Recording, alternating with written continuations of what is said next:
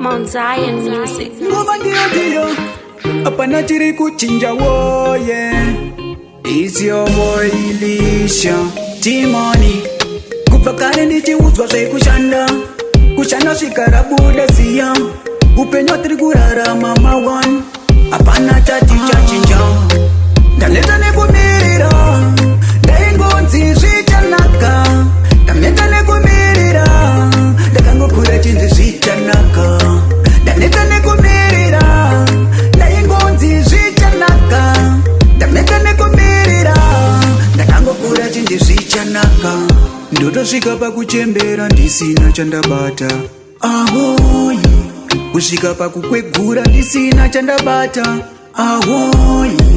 Upenyu wacho uri kurema. Handina chandinacho ndine mweya wekufema. Ini ndiri kungorarama nekupema. Mwari wangu matebo sinjimbo matena.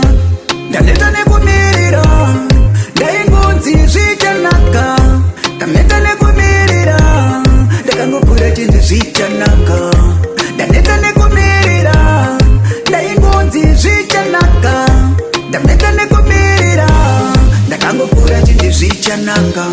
Kana pane anosvitsa shoko kune vakandisiya vaudze ndichiri paya.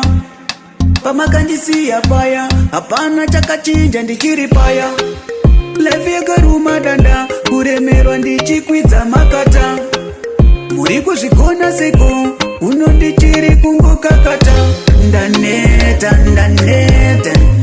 muri kuzvigona seko. Ndaneta muri kuzvigona seko. Ndaneta nekumirira. Ndaingonzi zvichanaka. Ndaneta nekumirira. Ndakangokura chinzi zvichanaka. Ndaneta nekumirira. Ndaingonzi zvichanaka. Ndaneta nekumirira. Ndakangokura chinzi zvichanaka. Ndotosvika pakuchembera ndisina chandabata. Ahoyi. Kusvika pakukwegura ndisina chandabata. Ahoyi. Upenyu wacho uri kurema. Handina chandinacho ndine mweya wekufema. Ini ndiri kungorarama nekupema. Mwari wangu matebo sinjimbo matena. Ndaneta nekumirira. Ndaingonzi zvichanaka. Ndameta nekumirira.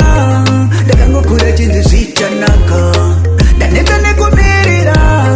Ndaingonzi zvichanaka. Ndameta nekumirira. Ndakangokura chinzi zvichanaka.